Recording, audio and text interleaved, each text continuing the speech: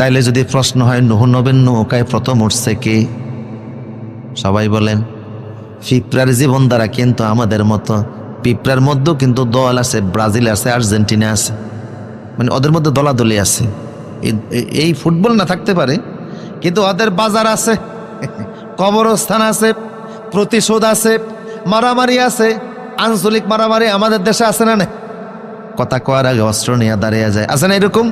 পিঁপড়ার মধ্যে কিন্তু আছে, প্রতিশোধ আছে। ওরা খাদ্য গুদামজাত করে, ব্যাংকে খাবারও রাখে, টাকাও রাখে। খাবার পয়সা গেলে এগুলিনকে আবার রোদে শুকায়। পিঁপড়ার জীবন দ্বারা অনেকটা মানুষের মতো।